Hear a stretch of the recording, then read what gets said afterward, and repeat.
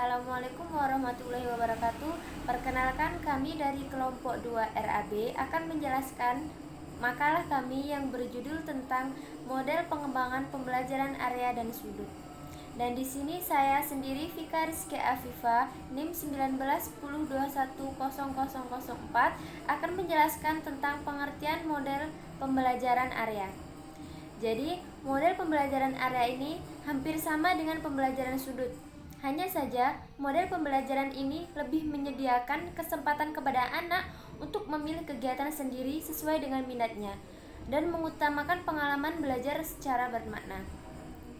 Model pembelajaran ini dirancang untuk memenuhi kebutuhan-kebutuhan spesifik anak, menghormati keberagaman budaya, dan menekankan prinsip.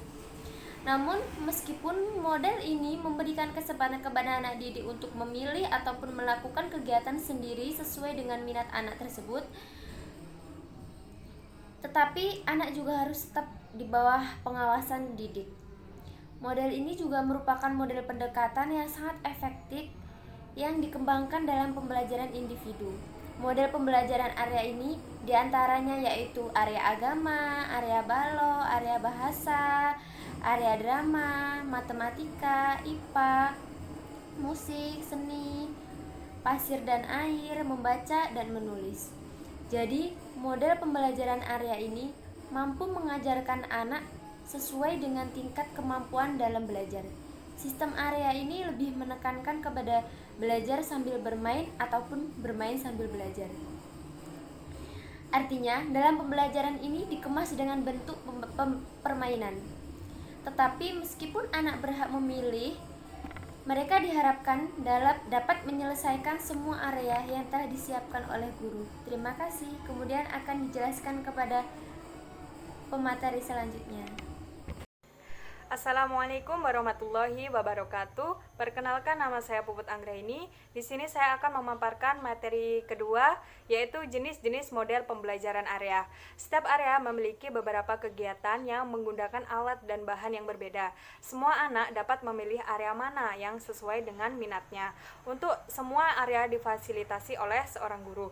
Guru mengawasi anak-anak yang bermain di semua area yang dibukanya. Area yang biasa dibuka terdiri atas area sebagai berikut. Yang pertama yaitu area balok. Area balok memfasilitasi anak untuk mengembangkan pengetahuan dan keterampilan berpikir matematika, pola, bentuk, geometri, hubungan satu dengan yang lain, penambahan, pengurangan, pengalian, dan pembagian melalui kegiatan membangun balok. Saat anak menggunakan balok, ia akan merasakan berat ringan, panjang pendek, dengan tanpa dipaksa, anak akan mengenal bentuk dan konsep-konsep lainnya. Alat yang disediakan di area balok ini yang pertama yaitu balok dengan berbagai bentuk dan ukuran, yang kedua aksesoris balok, yang ketiga yaitu benda aksesoris seperti mobil-mobilan, binatang, orang, pesawat, atau pohon-pohon, dan yang keempat yaitu alat tulis-menulis untuk membangun keaksaraan anak. Area yang kedua yaitu area drama. Victoria Brown dan Sarah Playdel menyatakan bahwa bermain drama penting untuk anak usia dini sebagai proses melatih fungsi kognitif seperti mengingat, mengatur diri sendiri, mengembangkan kemampuan berbahasa, meningkatkan kemampuan fokus atau konsentrasi, merencanakan, menentukan prioritas, mengembangkan gagasan, dan keterampilan-keterampilan lain yang diperlukan untuk menunjang keberhasilan di sekolah nanti. Alat dan bahan yang disiapkan di area drama ini, yang pertama alat-alat dapur, yang kedua alat-alat rumah tangga, yang ketiga baju-baju untuk berbagai profesi, dan yang keempat yaitu boneka dengan berbagai bentuk dan lain-lain. Area yang ketiga yaitu area seni. Area seni mendukung pengembangan kreativitas dan pengalaman taktil anak dalam menggunakan berbagai bahan dan alat. Inti dari kegiatan seni adalah anak-anak akan mengekspresikan apa yang mereka amati, mereka pikirkan, mereka bayangkan, dan rasakan melalui alat dan bahan yang digunakannya. Alat dan bahan di area seni ini yang pertama kertas dan berbagai ukuran, kuas, serta cat warna-warni, yang kedua yaitu krayon, spidol, dan alat menggambar lainnya, yang ketiga tanah liat, yang keempat playdok atau plastisin, yang kelima kayu, dedaunan, kain, yang keenam yaitu kaleng, yang ketujuh yaitu kertas warna-warni, yang kedelapan yaitu gunting, lem, dan berbagai pita, dan yang kesembilan yaitu bahan-bahan daur ulang lainnya. Area yang keempat yaitu area keaksaraan. Area membaca buku berarti mengajarkan anak untuk membaca dan menulis seperti layaknya kegiatan membaca dan menulis di sekolah dasar. Area membaca dan menulis dimulai dengan berbagai simbol-simbol sederhana dari bentuk yang ada di sekelilingnya. Membuat coretan di kertas, kegiatan melihat buku atau membacakan cerita adalah kegiatan yang dilakukan di area ini.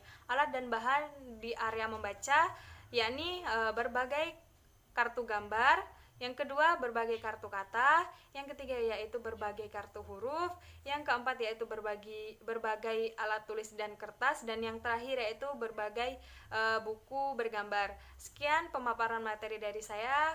Apabila banyak kesalahan saya mohon maaf, dan kepada Allah saya mohon ampun. Saya akhiri. Wassalamualaikum warahmatullahi wabarakatuh. Saya akan melanjutkan penjelasan materi dari teman saya tadi, yaitu lanjutan dari berbagai jenis-jenis model pengembangan kurikulum area. Yang pertama itu ada area yang kelima itu ada area pasir dan air. Nah, area pasir dan air ini itu untuk mengembangkan perkembangan sensori motorik anak. Namun area ini sangat kaya dengan konsep-konsep matematika dan sains. Anak belajar tentang penuh kosong, berat ringan, volume, dan sebagainya. Anak juga dapat belajar tentang perubahan bentuk, perubahan warna, dan lain sebagainya. Area pasir dan air ini sangat diminati oleh anak. Untuk kelompok anak yang lebih kecil, biasanya belum dapat mengendalikan diri, sehingga perlu membawa pakaian ganti untuk digunakan setelah bermain di area pasir dan air ini. Nah, alat bahan yang disediakan di area pasir dan air ini diantaranya adalah yang pertama ada botol-botol dengan gelas-gelas plastik dan corong. Yang kedua itu ada baskom dengan alat kocokan. Yang ketiga alat pemompa air. Yang keempat itu ada berbagai alat dapur mainan untuk belajar mencuci. Yang selanjutnya itu ada baju-baju atau kain kecil dengan penggilas untuk mencuci. Ada berbagai bentuk cetakan kue untuk mainan dengan pasir dan juga aksesoris lainnya. Alat dan bahan ini juga disesuaikan dengan keadaan lingkungan sekitar dan sesuatu yang diperlukan oleh anak, sehingga tidak perlu terpacu oleh yang saya ucapkan tadi. Yang selanjutnya ada area gerak dan musik. Area gerak dan musik untuk anak usia dini ini sangat penting untuk membangun kesadaran akan gerakan diri sendiri, melatih kelenturan, mengikuti irama musik, mengenal bunyi alat musik, mengeksplorasi alat-alat sederhana untuk menjadi alat musik bebas. Nah, kegiatan gerak dan lagu merupakan kebutuhan sehari-hari untuk anak usia dini. Dengan berkegiatan yang menyenangkan di area gerak dan lagu akan berpengaruh kepada kemampuan berpikir dan berbahasa. Kemampuan memecahkan masalah, kemampuan untuk fokus, kemampuan untuk membangun keadaan spasial, kemampuan untuk mengembangkan rasa percaya diri, melatih kelenturan, dan juga untuk mengkoordinasi kondisi fisik serta membangun keterampilan sosial. Alat dan bahan yang disediakan di area ini selain yang karena memang alat dan bahan ini disesuaikan oleh sekolah maupun lingkungan sekitar, saya akan menyebutkan beberapa contoh yang dapat disediakan di area gerak dan musik ini. Yang pertama itu ada berbagai jenis alat musik tradisional, baik tradisional maupun modern. Jika alat musik tradisional itu ada gitar, organ, pianika, dan lain-lain yang memiliki ukuran kecil. Dan juga alat-alat dari bahan daur ulang. Contohnya itu seperti dari botol plastik dan lainnya. Bisa juga disediakan tape recorder dan kaset instrumen lainnya. Dan juga banyak sekali yang dapat digunakan di alat dan bahan yang dapat digunakan di area musik dan gerak ini atau gerak dan musik ini. Yang telah saya sebutkan tadi ada juga seruling, tamburin, kerincing, dan lain sebagainya yang dapat mengasah kemampuan anak di dalam gerak dan juga musik. Area selanjutnya yaitu area sains. Area sains ini menyediakan banyak kesempatan bagi anak-anak untuk menggunakan panca inderanya. Jadi area ini khusus untuk mengembangkan 5 panca indera yang dimiliki anak dan menyalurkan langsung minat mereka terhadap kejadian-kejadian alamiah dan kegiatan-kegiatan manipulatif. Area sains juga dapat dilakukan di luar ruangan dengan berinteraksi dengan lingkungan sekitar seperti dengan tanaman, binatang, dan benda-benda di sekitarnya untuk mengembangkan panca indera anak. Seperti untuk kulit, panca indera kulit itu kita bisa menyentuh tanah, seperti bagaimana tekstur tanah, dan juga bisa menyentuh berbagai tanaman, binatang, dan kita dapat merasakan dengan indera praba, yaitu kulit, dan juga bisa untuk melatih indera penglihatan, yaitu mata. Kita dapat mengamati kegiatan keadaan sekitar seperti mengamati tumbuhan, binatang, benda-benda mati, dan lain sebagainya. Itu dapat mengembangkan atau menstimulasi panca indera yang dimiliki oleh anak. Yang selanjutnya itu yang ke-8 ada area matematika. Area matematika ini sangat dikenal dengan kegiatannya yang manipulatif. Di area ini anak dapat belajar tentang bentuk, hitungan, angka, jumlah, pengelompokan, ukuran, pola, dan juga memasangkan benda. Area matematika ini digunakan untuk mengembangkan potensi kognitif dan kemampuan matematika anak. Kemampuan matematika anak ini sangat penting dimiliki oleh seorang anak karena dengan kemampuan matematika ini anak dapat memecahkan masalah di kehidupan sehari-harinya yang berhubungan dengan matematika, karena memang matematika itu sangat berhubungan erat dengan kehidupan manusia. Di area ini anak juga belajar pengembangan bahasa, sosial, emosional, dan aspek perkembangan lainnya. Area yang terakhir yaitu area impak. Jika di Indonesia model pengembangan kurikulum area ini ditambah dengan area impak. Area impak itu memfasilitasi anak belajar tentang kegiatan ibadah sesuai dengan agama yang dianutnya, karena memang di Indonesia memiliki lebih dari satu agama, sehingga dengan area impak ini anak belajar agama sesuai dengan agama yang mereka anut. Alat dan bahan yang dapat disediakan di area ini itu ada yang pertama miniatur rumah ibadah dari berbagai macam agama di Indonesia. Yang kedua perlengkapan ibadah. Yang ketiga itu ada buku-buku bacaan yang berkaitan dengan agama mereka. Yang kelima ada kertas, gambar, dan alat gambar lainnya yang dapat mengasah kemampuan anak atau pengetahuan anak tentang tentang ibadah atau tentang agama yang dimiliki anak tersebut. Misalnya contohnya agama Islam, maka kegiatan di area impak ini seperti memperkenalkan hari-hari besar Islam pada anak-anak, lalu mengenalkan bacaan-bacaan sholat, dan juga mengajak anak untuk selalu membaca doa. Setelah mengenal berbagai jenis-jenis semacam area, setiap model di Indonesia atau setiap model pengembangan kurikulum di Indonesia itu pasti memiliki kekurangan dan kelebihan. Begitu pula dengan model pengembangan kurikulum area atau biasa disebut dengan model pembelajaran area. Model pembelajaran area ini pasti memiliki kelebihan dan kekurangan ketika diaplikasikan di dalam sebuah lembaga PAUD. Adapun kelebihan dari model pembelajaran area adalah yang pertama yaitu kebebasan minat anak didik untuk bermain sesuatu yang mereka inginkan tanpa ada tekanan yang berarti. Di sini di model pembelajaran area, anak dapat memilih kegiatan yang diminati oleh anak atau yang menjadi hobi anak, sehingga anak belajar tanpa ada paksaan dari pendidik dikarenakan mereka belajar sesuai dengan keinginan mereka. Nah, kelebihan yang kedua ini, pendidik hanya bertindak sebagai fasilitator. Artinya pendidik hanya memfasilitasi minat dan bakat anak untuk belajar, dan anak akan memilih sendiri kegiatan dan minat yang memang anak sukai. Nah, kekurangan dari model pembelajaran area ini adalah anak didik hanya memilih satu atau dua area permainan yang memang benar-benar menjadi minatnya. Jadi di sini anak itu hanya memilih satu area yang memang dia minati, padahal seharusnya ada beberapa area yang seharusnya memang penting untuk anak pelajari, tetapi karena anak tidak minat, jadi anak tidak belajar pada area tersebut. Nah, yang kedua, kekurangan yang kedua itu pada model pembelajaran area ini, yaitu terbukanya kemungkinan anak untuk berpindah area mainan berkali-kali sebelum anak tersebut menyelesaikan area permainan awalnya. Jadi ketika anak bermain pada satu area, anak bisa saja berpindah kepada tempat area yang lain. Padahal area yang pertama anak pilih, anak belum menyelesaikannya.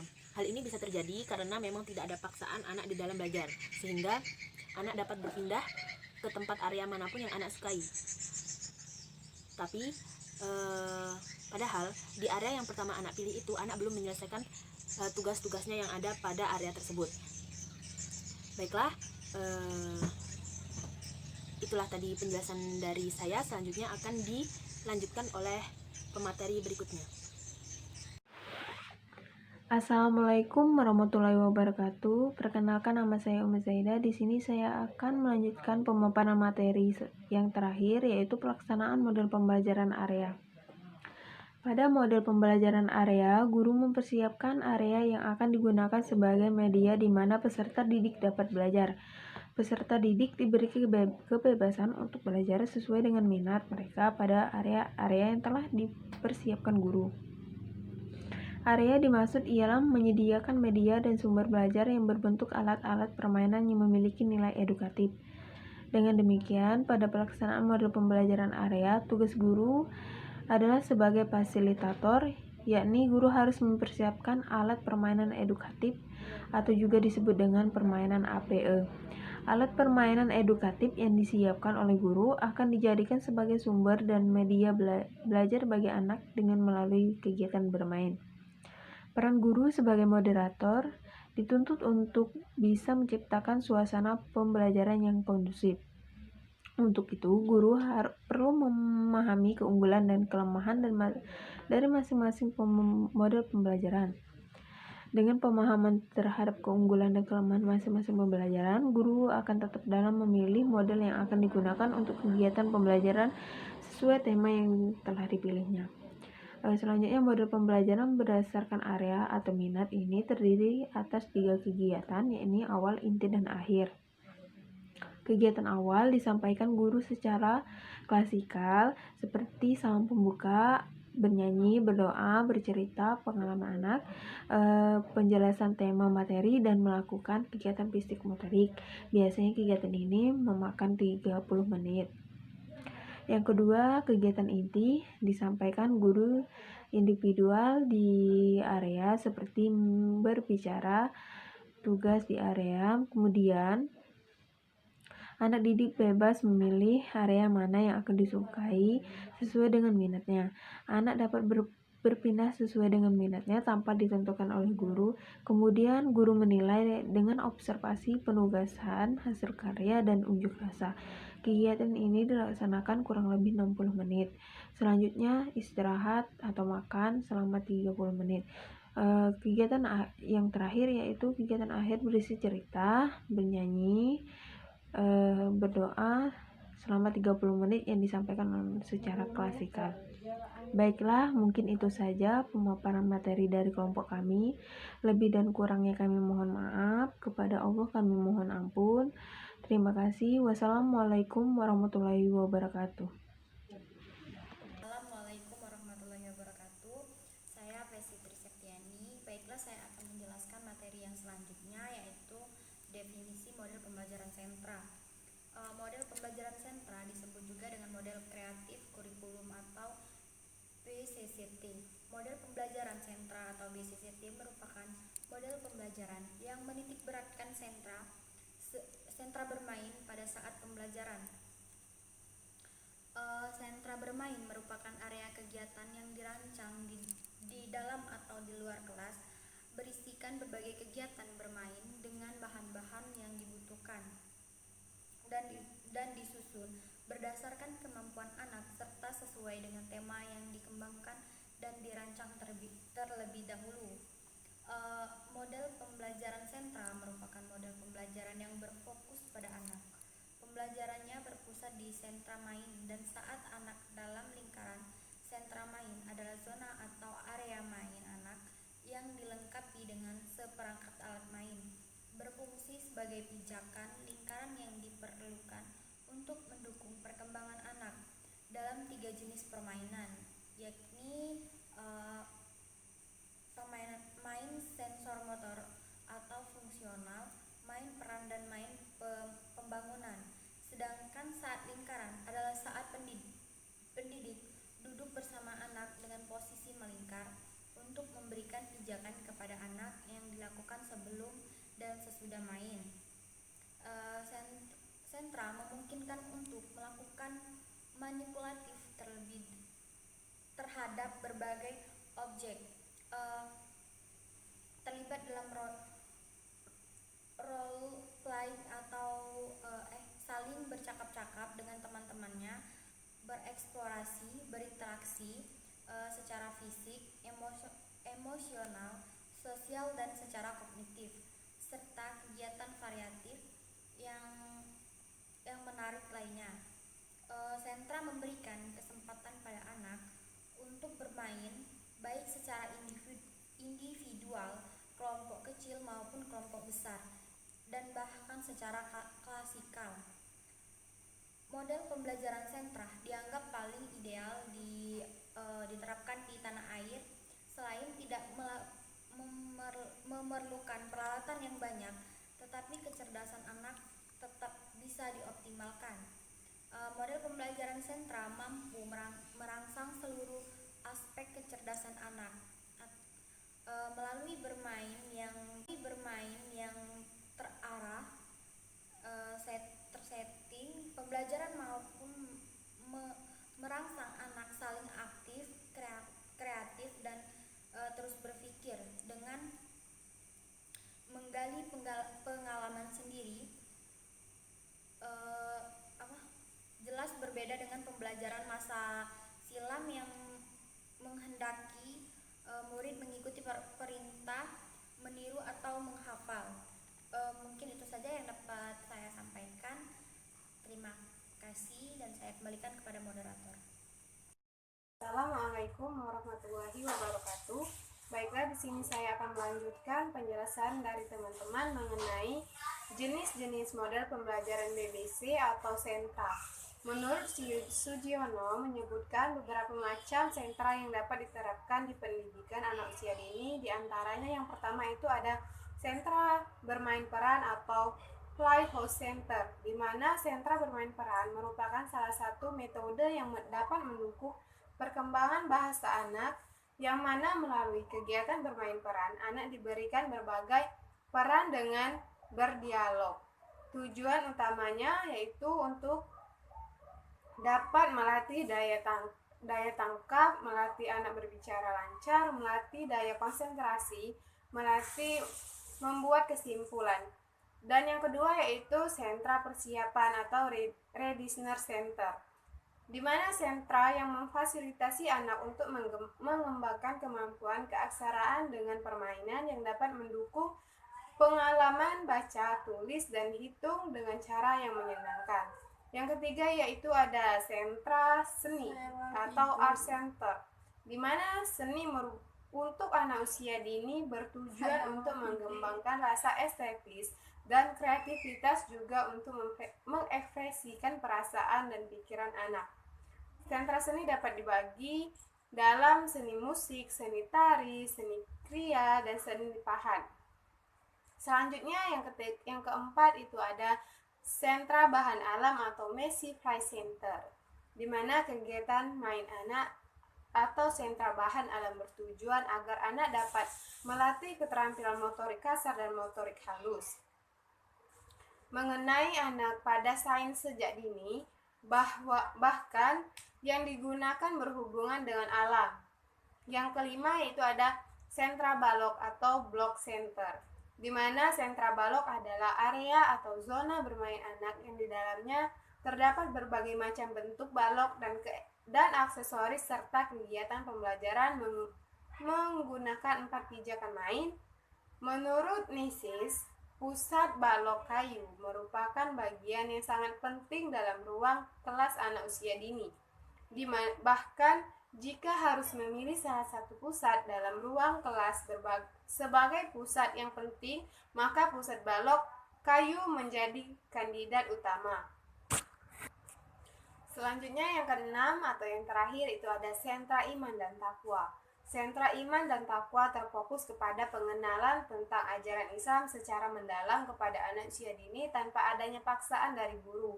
Misalnya, dalam menghafal ayat pendek, apabila ada anak yang tidak mau membaca dan hanya bermain, guru atau ustazahnya membiarkan saja tanpa ada paksaan. Selanjutnya yaitu keunggulan model pembelajaran BBC. Jika diterapkan secara prosedural, konsisten, dan berkelanjutan, model BBCT memiliki keunggulan untuk menjadikan potensi anak usia dini. Diantaranya yang pertama itu ada model BBC dapat secara maksimal mengembangkan seluruh potensi anak usia dini yang meliputi aspek kognitif, sosial, emosional, moral, spiritual, fisik, visual, spasial, dan natural dan bahasa. Yang kedua yaitu ada sebagaimana spirit konstruksivisme, BBC menjadi model pembelajaran yang dapat membuat anak menjadi kreatif dan inovatif. Yang ketiga yaitu ada pembelajaran menjadi menyenangkan dan penuh dengan makna. Keempat itu ada anak mengkonstruksi sendiri pengetahuan dan pengalamannya. Yang kelima, mengajarkan anak mandiri dalam melakukan pekerjaan. Yang keenam, mengajarkan anak bertanggung jawab terhadap pekerjaannya. Yang ketujuh, mengajarkan anak bersosialisasi terhadap pekerjaannya karena permainan kolaboratif dan sentral. Yang terakhir atau yang kedelapan itu ada guru menjadi fokus dan mendalam menguasai proses pembelajaran satu sentra di mana ia ditugaskan. Baiklah, sekian. Terima kasih. Wassalamualaikum warahmatullahi wabarakatuh. Menggunakan 4 pijakan main. Menurut Nisis, pusat balok kayu merupakan bagian yang sangat penting dalam ruang kelas anak usia dini.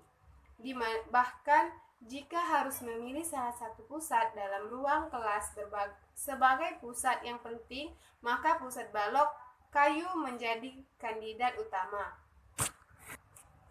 Selanjutnya yang keenam atau yang terakhir itu ada sentra iman dan takwa.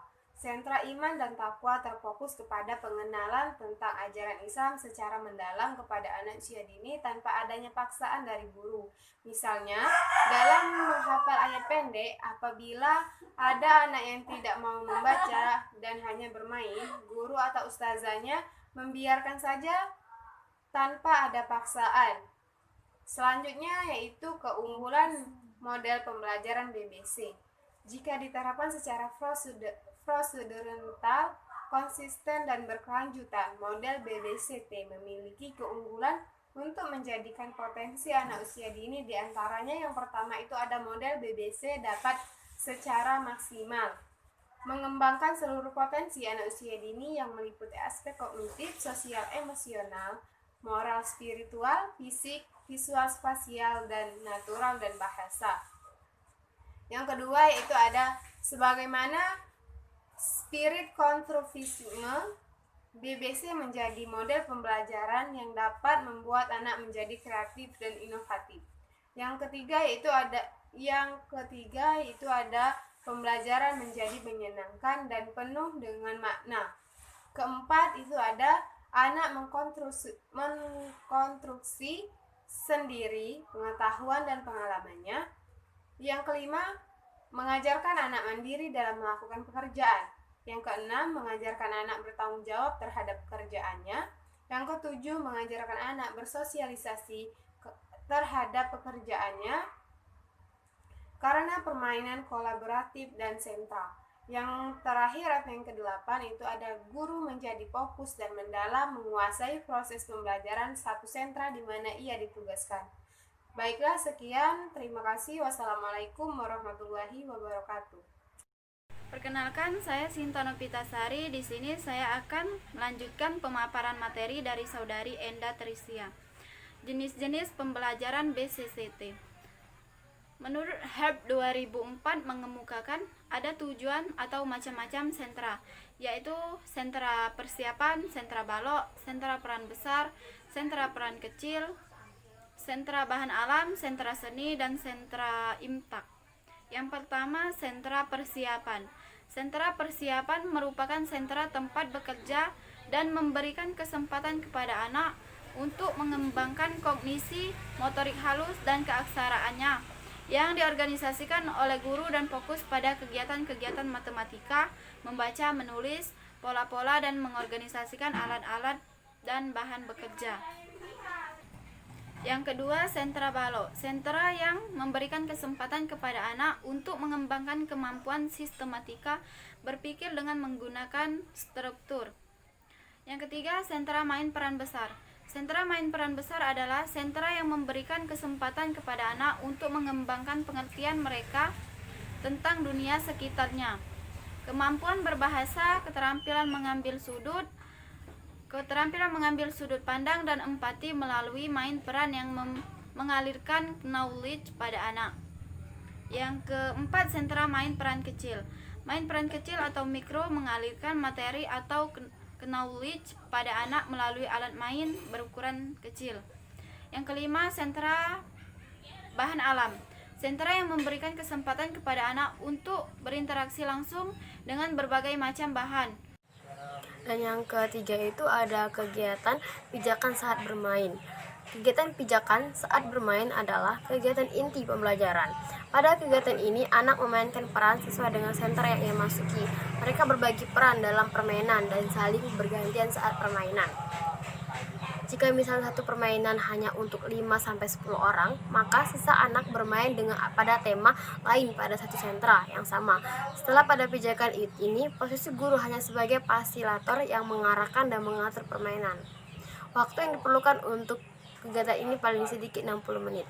Ada banyak manfaat antara lain memberikan pengalaman baru, mengembangkan kemampuan komunikasi, meningkatkan penguasaan kosakata, mengembangkan daya imajinasi, memperkaya daya kreatif. Yang paling penting adalah menumbuhkan kemampuan bersosialisasi pada anak. Dan yang kedua itu ada kegiatan pijakan sebelum main. Kegiatan pijakan sebelum bermain dapat juga disebut sebagai kegiatan pembukaan.